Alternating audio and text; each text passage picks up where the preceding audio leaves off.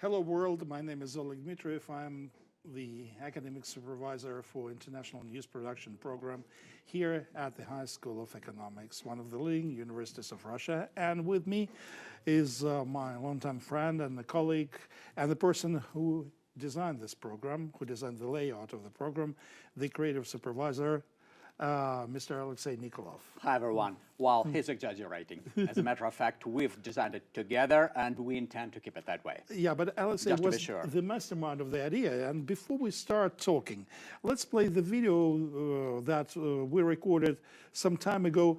And after that, we'll continue our conversation. Just gives you an idea of what we're trying to do here. And there will be planes, airplanes, tanks, and everything. And me.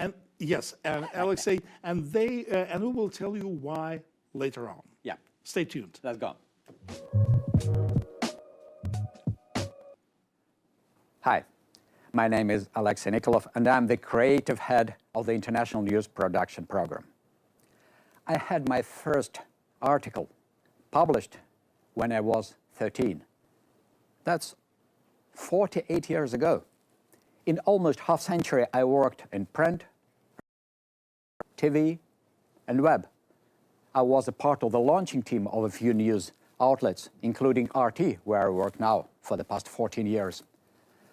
And in my managerial positions, I hired many people, and I had to fire some people, and I had to reject many applications. What I found in common among all those people was, unfortunately, that I don't think any of them had the exactly type of education I was expecting from them.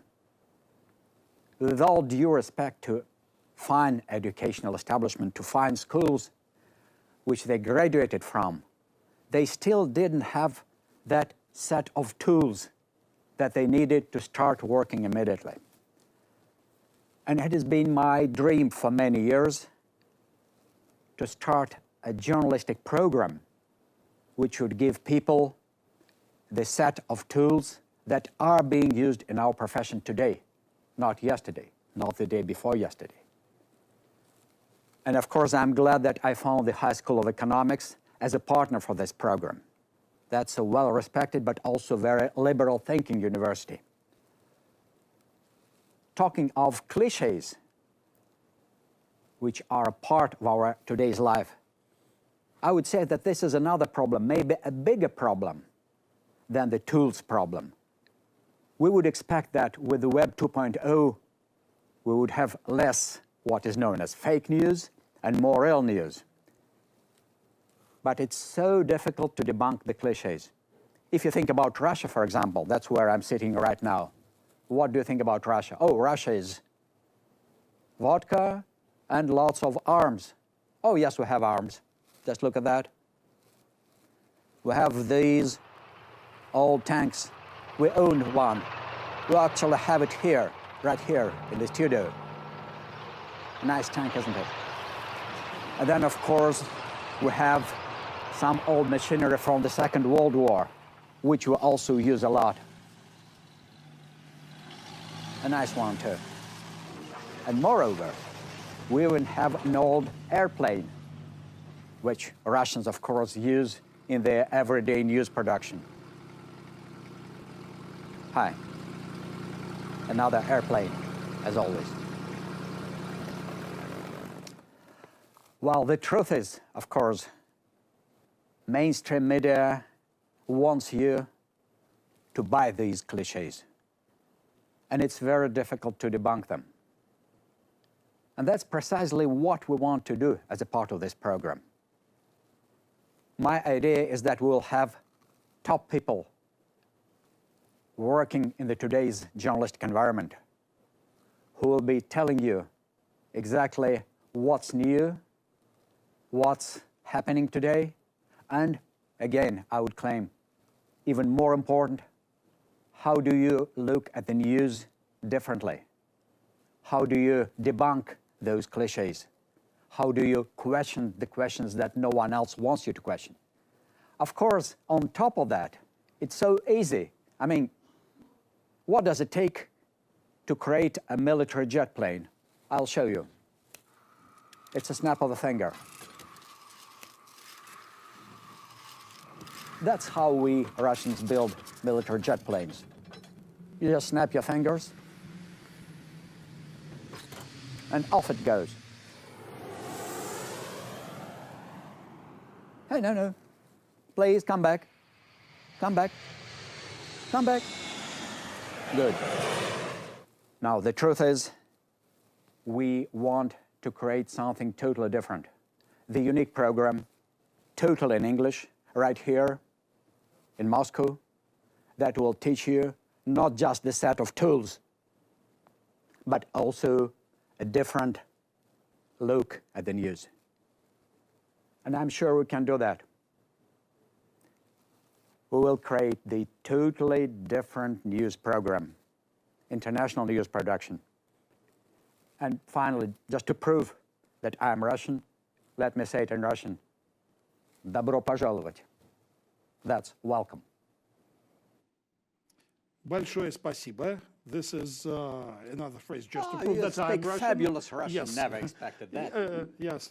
Sometimes I'm trying after the Phenomenal. classes in English. Yeah. So we've built an airplane that is flying. I mean, the program, International News Production. So what? We had it launched.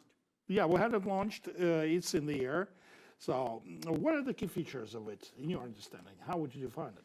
Well, it's basically what we planned.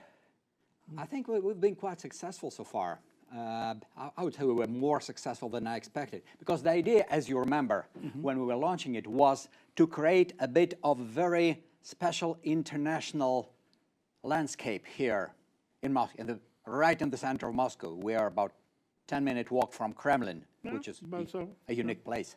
15. If you walk 15, it'll take me 12. You're doing this faster, yeah. Anyway, what we wanted to do is we wanted to create a very unique sort of environment where we would be totally open to everything that's new.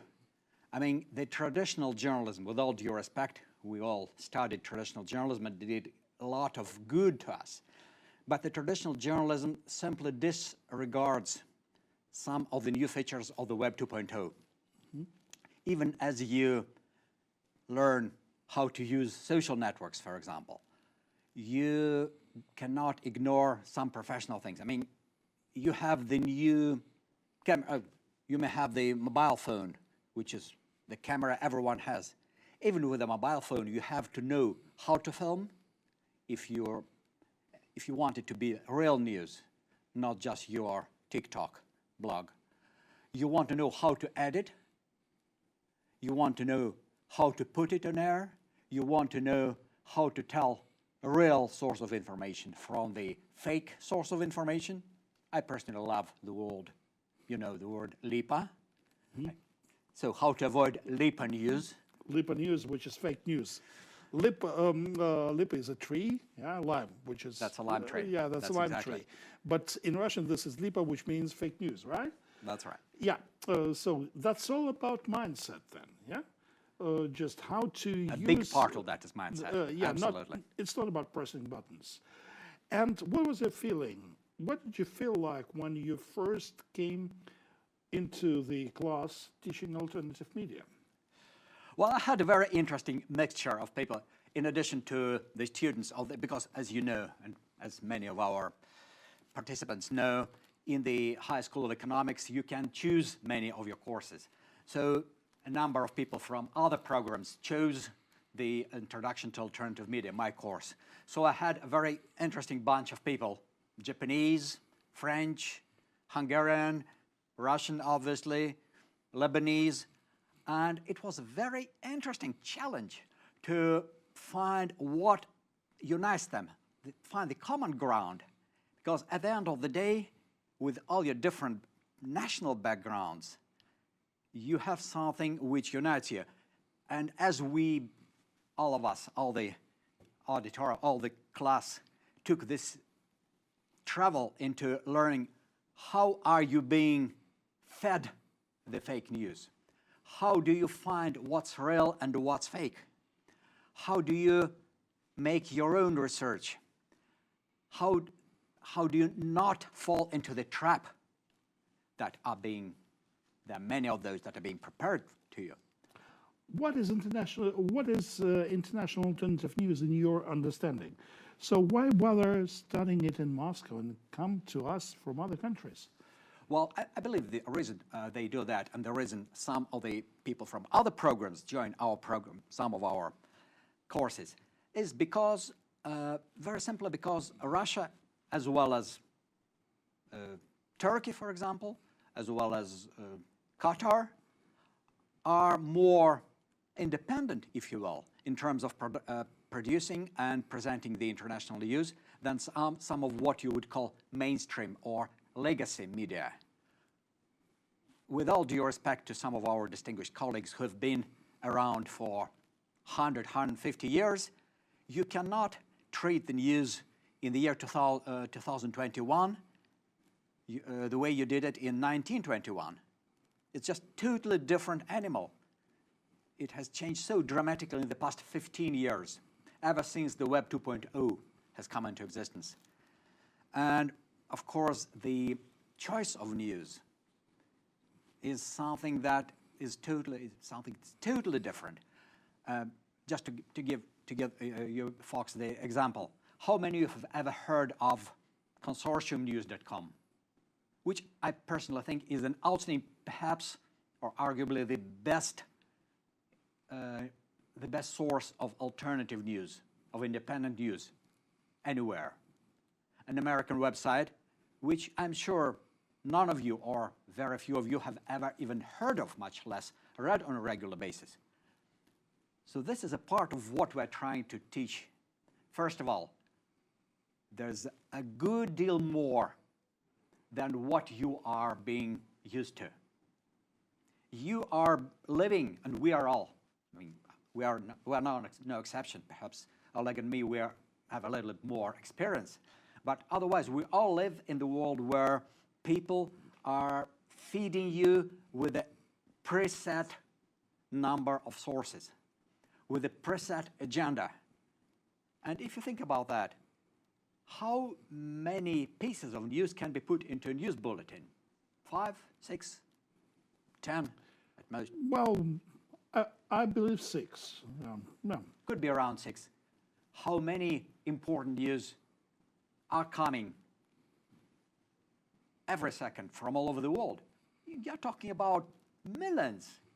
So there's no way you can make the choice yourself. You have to have the tools. You have to know where to look for the news. And that brings us to the point of alternative news. You get your 6 news from some mainstream source that you are used to, no matter your national source or international source. And I'm not saying it's a bad source. The fact is that it cannot be universal.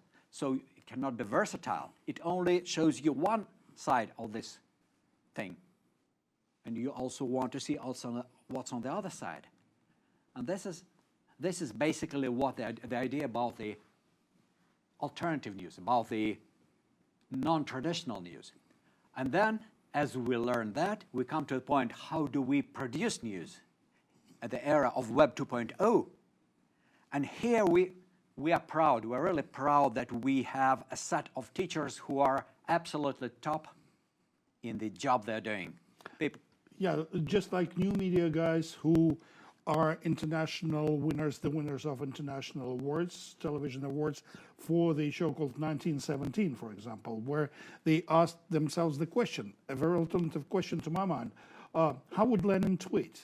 Yeah, and these guys are teaching new media at our program, and we're kind of proud of this fact, right? Well, absolutely. That's what we're trying to do. We're trying to bring here not the people, as I said in my video, not the people who knew how to make news yesterday or the day before yesterday. No, we want to make sure we get the absolutely top people who are making news in a new way, who are making new ways today. And of course, a part of that is that it's all in English. So that creates a very interesting international environment when even the fact that you study, there's a bit of an English environment here in the center of Moscow. We believe that's different. We believe we have created something that's very different from what most people are. Very nice people, very nice universities, but we believe we've created something very different. Yeah, and also with the equipment, which is really, really modern. For example, let's take a look at 360 video. This is something that universities do not teach. Absolutely. And we have a special course in how to use 360 video and how to change your mindset to film in such a way. And there isn't most universities, or almost no university in the world, who would teach you how to film a panoramic video, is because simply very, very few universities have this equipment, if any. And the same holds true for example, for editing, some of the editing tools, because they are they're being created, they're being upgraded almost on a monthly basis, and very few universities can even afford or find it feasible to afford buying professional, sophisticated editing software.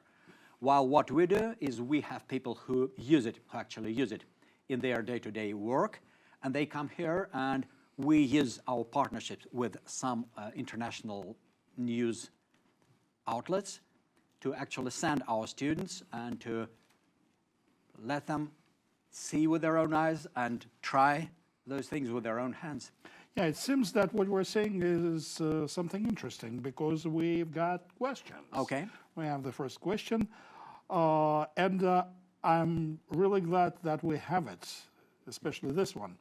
Are there any experience on accepting students finishing BA, which is bachelor program, finishing BA in psychology? Will there be a tutorial on how to apply to a program today? So the tutorial, you will have it a little bit later, but I will tell you all the details and I will tell you all the links that you can consult just when applying to the program. That would be at the end of our presentation today. But this is the question I like. Well, and I will let Alexei answer this. Is there any chance for bachelors in psychology to join us? Well, actually, in our first intake, we had people who, or almost all of the bachelors, had their first degree in something else, not in journalism. There were people who either thought they could try journalism, or the people who thought, okay, they're not going to become a journalist, but they wanted this additional know-how, this additional set of tools for something else. No, I firmly believe that what we are doing is not meant for someone who has been learning traditional journalism before. On the contrary. Well, actually, there was a typo, not in psychology, in philology, because sometimes iPhones do this stuff. And the answer to this question is basically yes. We would like to welcome people from different specialities. Well, as long as you love news, of course. As long as you love news, you're welcome. Because quite honestly, I know some of my colleagues will not like that, but I personally never believed too much in the traditional journalistic education, which was one of the reasons we started this program, because we decided we'll do it totally different, or almost totally different. So, no, my personal feeling is that as long as you are interested in news and as long as you love news, it really doesn't matter. Yes, and actually many people ask about portfolios because journalism is all about portfolios, collections of the articles and so on and so forth. If you have achievements in your sphere, in philology, in psychology, in machine building, so you can join us if you speak English, if you love international news, or we'll teach you basic communication tools that are fashionable, that are on demand in many international media, especially alternative media. So that is the key thing. We are inviting everybody. And if you have some achievements, if you are keen on new studies, just you're welcome to join. I will go as far as saying something that our dean will not like. The best portfolio I would value as the top one would be someone's brains. That's indispensable. Oh, yes. Bring your brain. Yeah. Yes, the brain is necessary, is the path to our program. Well, another thing, also I'm interested in whether there are any budget places expected in the future for students from Russia. Well, actually, for the current year. I don't think we have this year. I don't think we have budget places right now, but we usually give discounts to HSC graduates. If you are an HSC graduate, you may win the discount. And also, when you send us the portfolio, when you send us the application through the website, and the link to the website you will see later on. But I can tell you, if you dial International News Production HSE in your browser, yeah, you will immediately see the link to our program. And in this case, you will see all the demands and you can apply to the program. Then you will send us the portfolio, your documents, we'll analyze it and come back to you. We'll talk to you about your opinion, ambitions in life, and so on and so forth. And if you if you are really successful during this interview, that might also be the reason for a discount. So this is how the program works. At the same time, the program is founded on commercial basis, but whether there will be budget places in the future, we'll see. Yeah, but for the moment, it's equal for Russians or non-Russians. Mm-hmm. Yeah, and well, I don't know whether to say that or not, but the price has become just a little bit cheaper in US dollars, just for international applicants. Right. Yeah. It has been kept stable in rubles, which means it's a little bit less in dollars. Yeah, it's a little bit less in US dollars, and you might hope for discount. Yes, what was the most memorable episode during the program? Just if you can. Well, for my favorite course, of course, is the introduction to alternative news, and I really loved the moment when Fox were presenting their interim piece, the interim work. They wrote some absolutely fabulous things. One of them I later used during one of my lectures, which I gave in another university, just as an example of how a student can learn to think in a non-traditional, non-cliched way. This is what a lot of our, as you of course know, a lot of our program is centered around. Learn to think in the way that you were not used to. Mm-hmm. Find different news, find different angle. And then, of course, it was a lot of fun seeing how people would apply some of the knowledge, like, just to give you an idea, some basic things like Van Gineken formula or Dunbar number or Homsky filters. And they would take these instruments, these tools, and will start applying them to their daily news current, and news torrent, I should probably say. And then all of a sudden, you see how the eyes are opening and say, oh, it's different. I've been seeing that day after day after day, and I never paid any attention to this, or I never spotted this. This saying how people look at the same daily routine, same daily agenda, and all of a sudden learn to find something very different. And then, of course, when the person, and that's more about our practical teachers, when the person makes his or her first report, first video, an interview, and of course, I would say for at least some of them, their summer practice was important. Yes, that's what I was about to ask. Just how important was it? And for those who are watching us, I can say that this was the practice in international newsrooms in Yes. Moscow. We got them in spite all. of the pandemic, by the way. So Despite the pandemic, we managed to get it done. That was a bit of a challenge, but we managed to get all our students spots to have practice in the Moscow International media, and actually half of them are working for them now. Yes, actually, and we are proud to say that. So they ended up getting jobs there. Yeah, and they had a chance to practice as real international news unfolded at the moment. So some of them had a chance to practice in newsrooms. Some of them were doing online journalism. So there are lots of opportunities for you to practice if you're with us. Yeah, there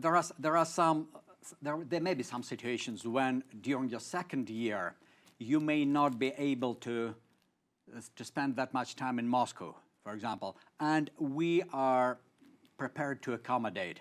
But that's, of course, this is something that needs to be discussed on a case-by-case basis. Yeah, if you happen to find an international newsroom in one of your countries, that would also be great. right. We'll That's consider this opportunity. And also there is a possibility to come up with a project or with a final paper when you graduate from the program. So you may think of a project, or you may think of some good research. So in this case, the program is quite flexible. How flexible are you in this case? Are we in this case? Well, I probably have to return the question to you. How flexible are you? Because you're an academic supervisor. I'm all for the practical activities in our program because this program is practically oriented. The more practice we have, the more chances of success we give to our students. So that's the way I'm taking a look at the situation.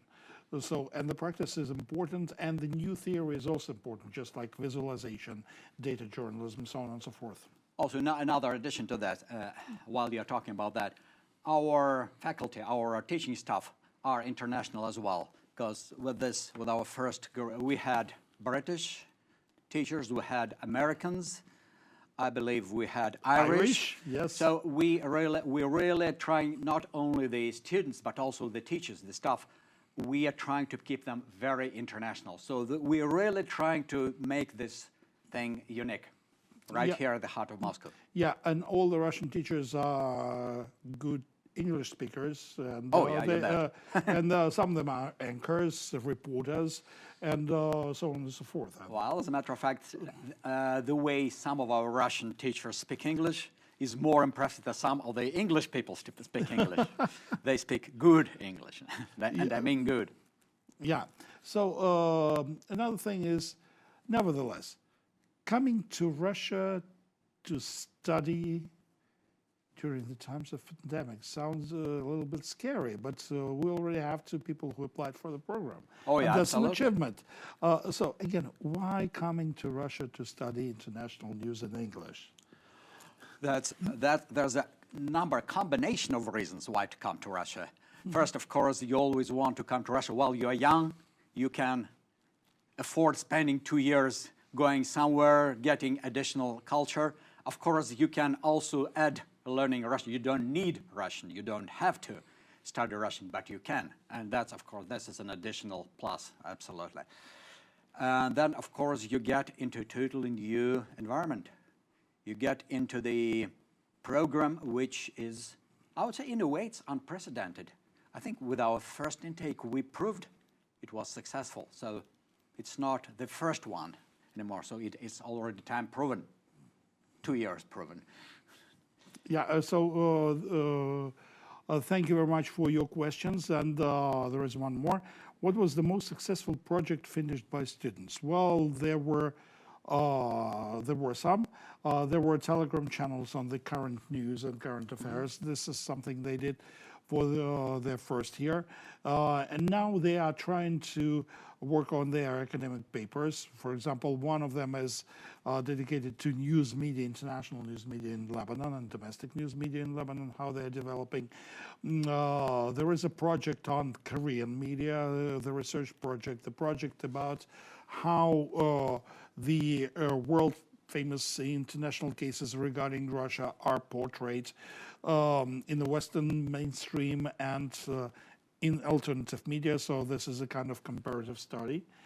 And the project about visualization. So that these are the four projects that students are taking all by themselves. And there were some mini visual projects, some visuals, some projects that are posts in the new media, so that the people could be comfortable when they are presenting their skills on camera, because we also teach that. I believe that modern journalists should learn how to talk to the camera, and this is what we are doing right now. But then again, I want to stress, I know you're a little bit fixated on journalism.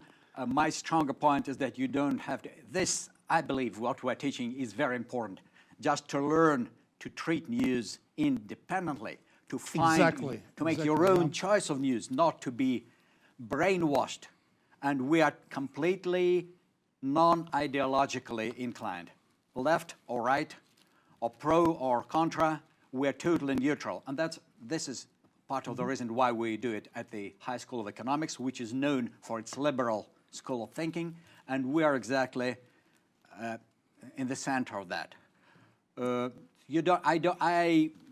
I'm glad to see some of our graduates become journalists, but I'm equally glad to hear somebody telling me, well, I will never be a journalist, but this was helpful. This has helped me to find my path in my way in life. That's great, man. That's basically what you're, at the end of the day, that's what you are going to university for. Yes, exactly. And we are not teaching just journalism, as you said correctly. We teach media approaches and the way to produce interesting and compelling news stories. And we also had a course in infographics, for example. So where data journalism. Data journalism. Yeah. They're so interesting. I wish I was taught something like that when I was 20-something. Wow. Yes, and we'll also teach you some basic things about maths, and we'll teach you to draw even if you can't. The basics of computer science. I'm afraid you will need a little bit of that for data journalism. Yes, so we are quite flexible in the news. So, yeah, and that's almost it for our presentation. And so we're inviting everyone. What is the ideal student of International News Production Program? Can you think of a portrait? Yes. This person will be prepared to ask many questions and to question many of the things that I will be telling him or her. The person who will not take anything for granted, but would rather investigate. Investigative mind. I think that's where learning the real news starts from. Oh, yes. And in a moment, you will see the address, the link to our webpage, the page of our program, where you can ask all your questions that you haven't asked so far. But then you can apply to us, and we will answer all your questions. Alexei, me, and the manager of the program, whose name is Andrei Burichenko, will be willing to accommodate all your needs, all your questions, and we will be in touch. So just please send your applications, send your achievement list in any field, in the field that you consider important, and we will definitely come back to you. So I hope you see right now the address, the link to International News Production Program here at High School of Economics. And please do stay in touch. We would like to see you here with us in Moscow in September. So thank you, Alexei. Thank you, the crew who is doing a wonderful job here at the Media Center Great people. High School of Economics. We're so proud of them. They're And the doing a final great thing I job. would like to say that the international news production is fun, right? So it's fun, but at the same time, it's very tense and very hard work. It's serious. Okay, we split it. Combination, You are serious, I'm fun. yeah. So that's the job of academic supervisor, but I'm fun too. You're a professor, So- I'm not.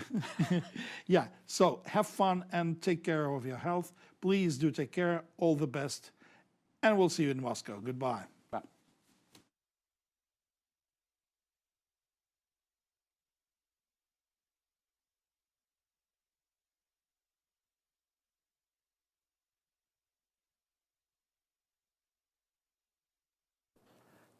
Hi, my name is Alexei Nikolov, and I'm the creator